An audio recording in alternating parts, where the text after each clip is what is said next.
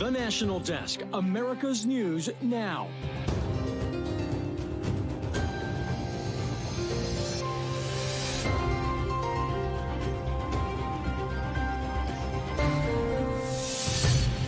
This is the National Desk, America's News Now. I'm Amira David. Breaking as we come on the air, the FBI investigating possible terrorism after a car at the U.S.-Canada border in Niagara Falls exploded, killing 2 people inside, a third man taken to the hospital with minor injuries. In the hours since, the Buffalo airport has been closed to international flights. Amtrak has suspended routes connecting New York and Canada. And take a look at this surveillance video capturing that explosion as it happened. 4 border crossings have been closed as authorities increase screenings in the area and step up patrols out of an abundance of caution. The White House, FBI's Buffalo field office, and ATF are looking into the incident. Meantime, New York Governor Kathy Hochul is meeting with first responders there. We're going to continue to follow the latest developments and bring them to you just as soon as we get them into our newsroom.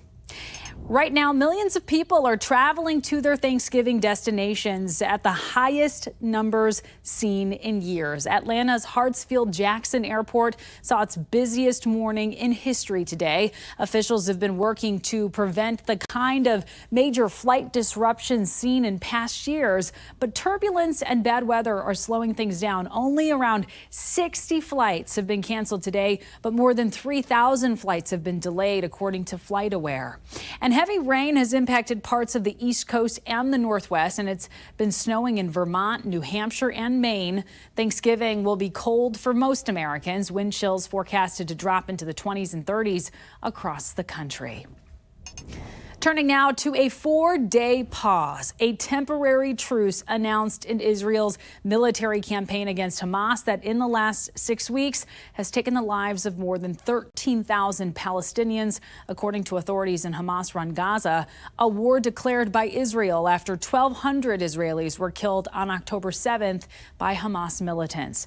The deal comes after 47 days of conflict following a very, very lengthy negotiation process that included the United States, Egypt, and Qatar. And here's what we know at this point about the terms of that deal. A total of 50 women and children captives in Gaza will be released, including 3 Americans. This in exchange for that 4-day pause, along with the release of 150 Palestinian women and teens who are right now in Israeli prisons, mostly for minor offenses. Also, as part of the deal, more humanitarian convoys and relief aid, including fuel, will be let into the territory, the Palestinian territory, as this pause happens. It's unclear when the first portion of those 50 hostages will be released, though a senior Israeli official says it won't happen before Friday. And today, the family of one American Israeli 3-year-old Abigail Moore Eden, desperately hoping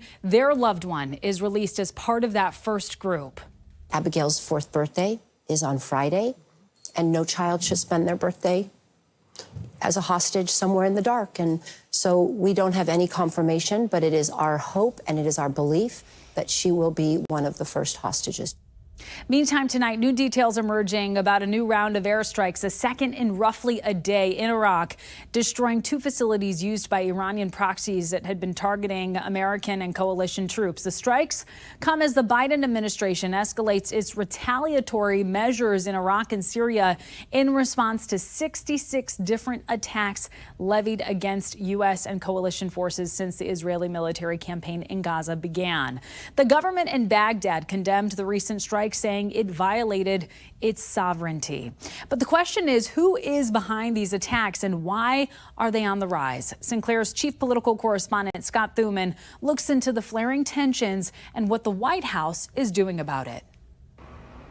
For President Biden, any holiday break hampered by another round of attacks on the U.S. military by Iranian-backed forces. At least 66 in the last month or so. Ever since the Israeli-Gaza war reached the current level of chaos, the instability and violence has spread, including to Iraq. By Iran-backed militias using a close-range ballistic missile against U.S. and coalition forces, resulting in injuries to U.S. troops. The Pentagon striking back against enemy forces there using an AC-130 aircraft. Iran and its proxies see the United States as the primary backer of Israel and therefore hold the United States responsible for anything that they're angry at Israel about. And it's why the president has put forward additional force posture so that we can send a strong signal to any actor, nation state or otherwise, that if you're going to think about widening and deepening this conflict, don't do it. Meanwhile, the White House is also concerned that Iran may provide Russia with missiles for its war with Ukraine. Iran is desperate for partners. It's a rogue regime. So increasingly is Russia. So that cooperation makes sense. But they also both are keenly interested in undermining Western society and the U.S.-led international system. Republican critics saying Biden has been too weak on Iran by unfreezing funds, prisoner swaps, and letting Iran export oil to China without sanctions. Congressman Barry Moore wrote the Biden administration has fully abandoned President Trump's maximum pressure policy, calling it a slap in the face, especially to those in the military. The question now is what next? Could these Iranian-backed attacks on American troops and then retaliatory strikes by U.S. forces draw the two into a more intense conflict? In Washington, Scott Thuman for the National Desk.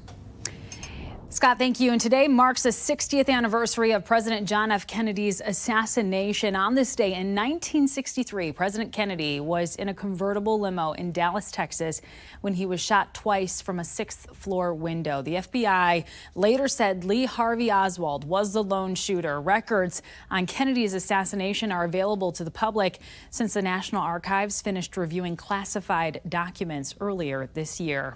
Meantime, at least 3 people now missing after a landslide in southeast Alaska killed 3 others on Monday. The state's Department of Public Safety says 2 adults and 1 girl have been found so far. Alaska state troopers, the Coast Guard, the Forest Service, and others have been searching for those missing with the help of search dogs.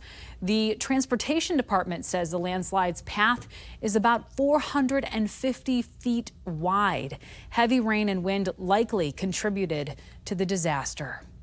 And a portion of I-95 in Philadelphia is open again after being closed this morning because of a shooting last night. At least 70 shots were fired, killing 2 people and hurting 5 others. Police took multiple guns as well as narcotics from the scene, but have not arrested anyone as of yet. A motive is still unclear at this point. Jobless claims, they fell last week, staying at historically low levels in a resilient job market. Initial claims dropped to 209,000 from 233,000 the week before. Continuing claims filed by people who were already unemployed also fell earlier this month to 1.8 million. Many of us have made several trips to the grocery store in recent days and to fill up our cars with gas for the Thanksgiving holiday. And while the sting of some of the prices isn't quite as dramatic as last year, there's evidence Americans are still down on the state of the U.S. economy. Our Christine Frizzell has more. It's the type of inflation you're not supposed to notice. I was like, wait, no, something feels weird because they felt like different weights. A now viral TikTok video lays it all out. The new cake mix is 14.25 ounces or 403 grams, and the original recipe was 16.25 ounces or 460 grams. The website mouseprint.org catalogs it all, from brushing our teeth to washing our clothes. Even our dogs are being hit with what's known as shrinkflation. Less product for the same price. This unopened cheese stick looks like it was cut in half. Packages of gum have started adding a thumb grip in order to not give you an extra piece. It's a trend playing out as top officials work to give the U.S. economy that soft landing that was predicted, with White House economists celebrating nearing an inflation rate economists consider normal. Consumer prices in October falling to 3.2% year over year. Still, the latest NBC News poll showing just 38% of voters approve of the way President Biden is handling the economy. 59% disapprove. I acknowledge there's a disconnect between the numbers and how people feel about their place in the world right now. But critics argue the disconnect is based on two factors. The inflation rate is understated, and the cumulative impact of rising prices is hurting Americans' bottom lines. Overall prices, if you look back over the whole Biden administration, are much higher than when he took office, more than 20% higher overall. And there's no reason to think that the necessary war against inflation has been won. That war will no doubt be a top priority for President Biden, who is seeing a dip in poll numbers, not just in his handling of the economy, but in an actual head-to-head matchup against the man he beat in 2020, former President Donald Trump. I'm Christine Frizzell reporting for the National Desk, America's News Now. Christine, thank you. And coming up, the holiday shopping season has begun, and Black Friday seems to get a little bit longer every single year. What one professor predicts about the fate of this annual event. Then an ice cream recall is impacting several states. Which products could contain listeria? And getting a package stolen from your front porch, all too common these days, especially around the holidays. We're going to share expert tips to prevent this crime right after the break. Stay with us.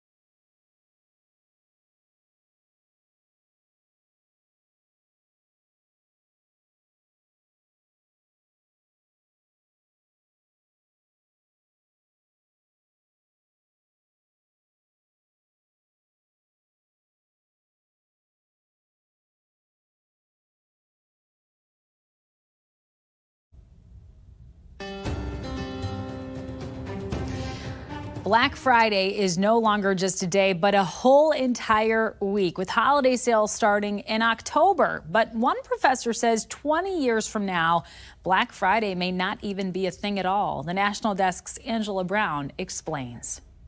Black Friday, no longer just a day, a week or longer. Target offering Black Friday deals all week. Amazon kicking off its Black Friday sale on November 17th. Tom McGee, International Council of Shopping Centers. Black Friday, Super Saturday, et cetera, they're still important. They're symbolic. But they're really not as meaningful to the whole holiday season. Sam Kane, a finance teacher at Walsh College in Michigan, goes even further, telling the Washington Times, I think the death of Black Friday is one of many phenomena we will see unfold over the next 15 to 20 years.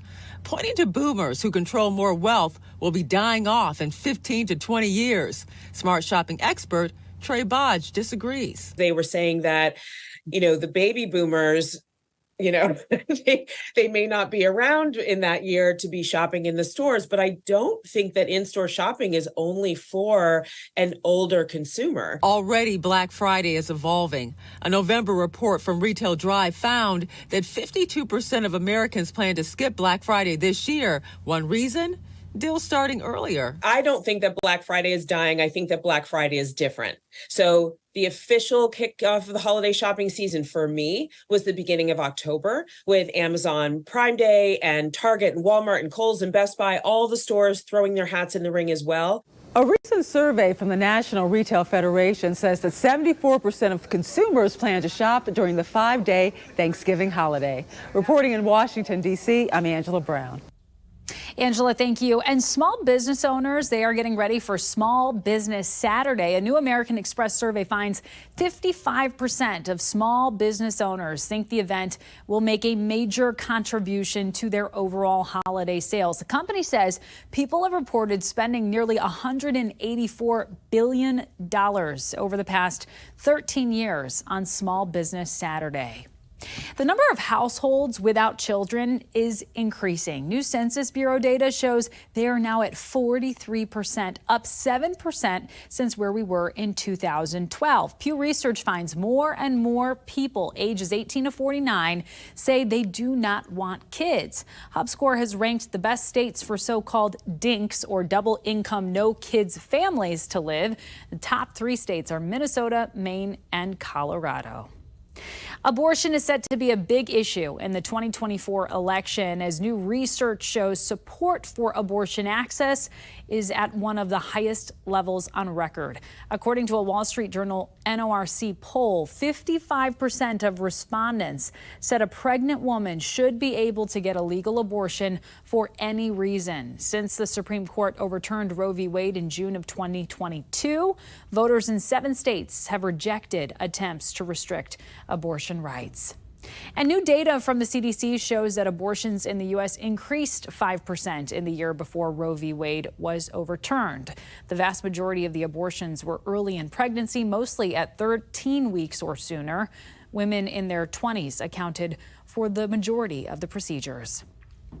The Vermont-based ice cream company Wilcox is recalling several products over a possible listeria contamination after it was found in a batch of mint chocolate chips.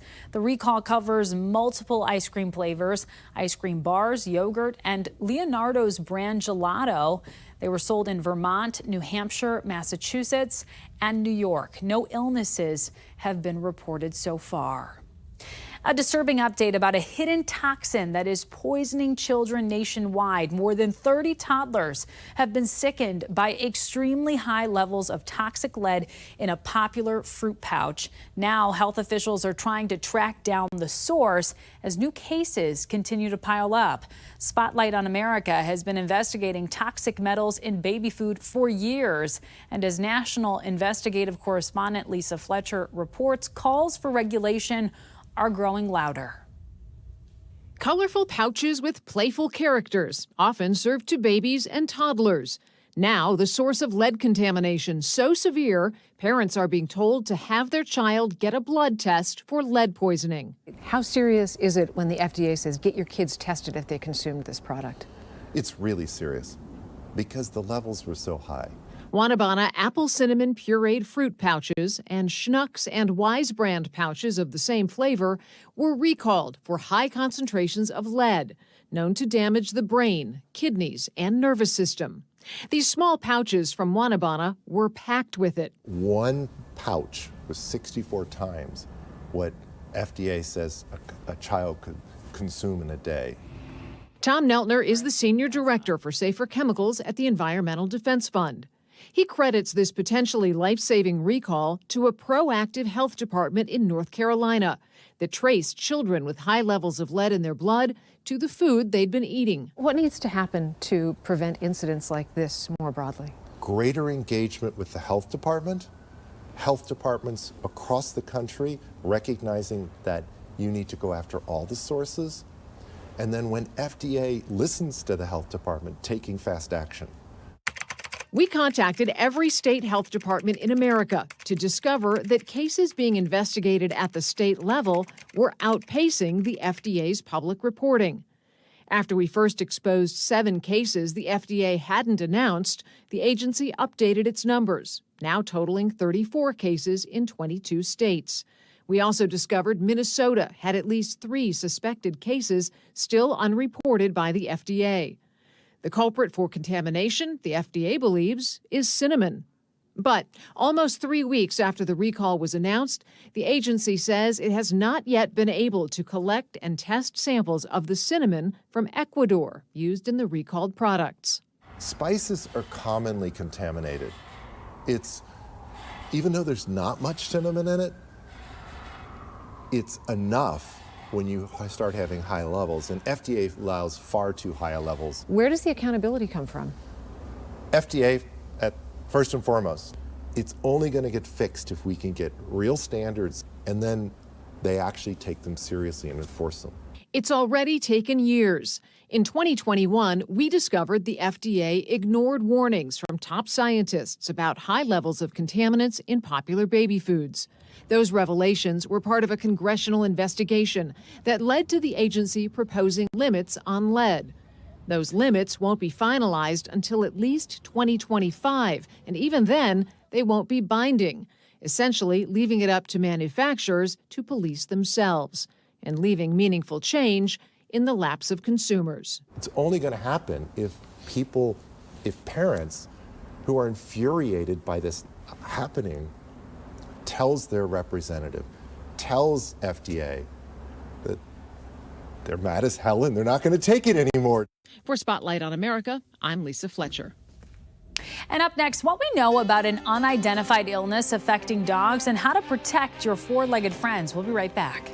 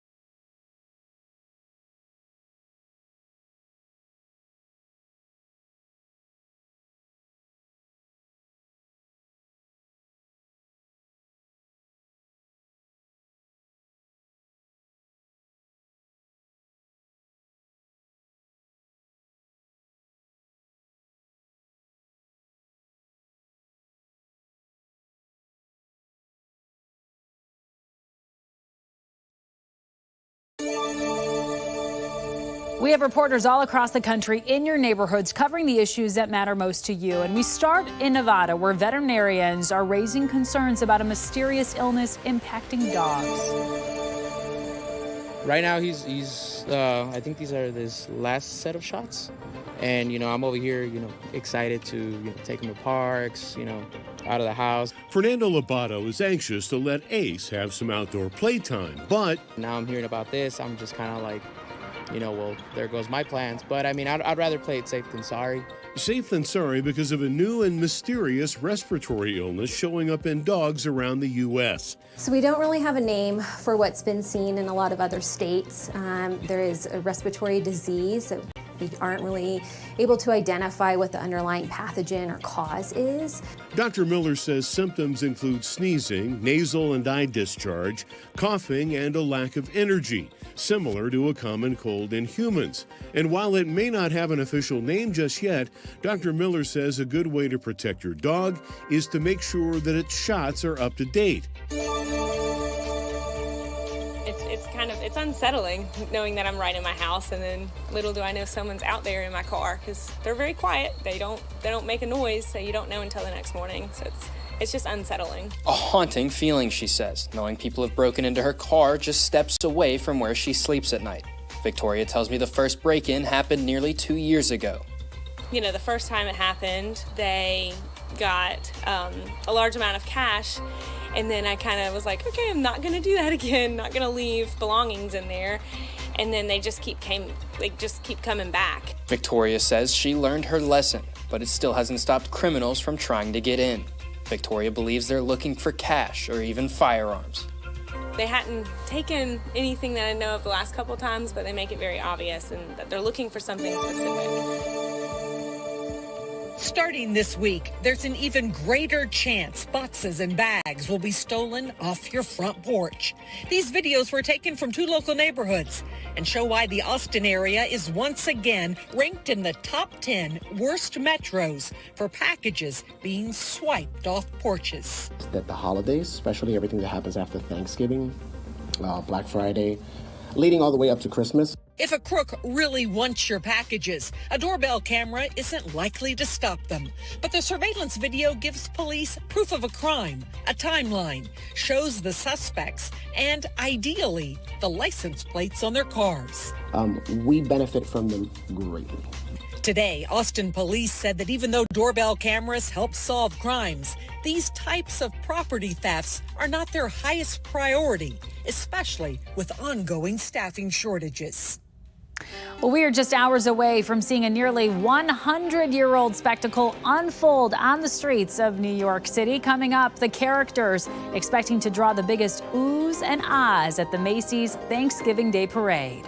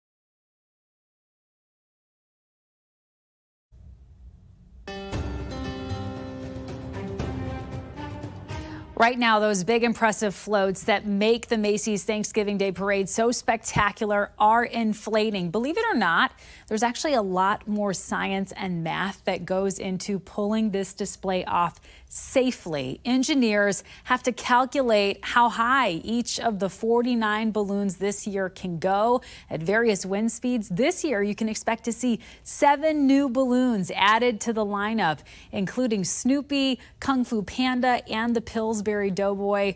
You're going to also see 18 performers, 29 clown crews, and 11 marching bands. So there's a little something for everyone. And the festivities kick off at 8:30 a.m., lasting until noon, just in time for football to begin, which kicks off, by the way, between the Lions and Packers at 12:30. I am looking forward to it all. That does it for this edition of the National Desk. We do invite you to watch later editions of the show.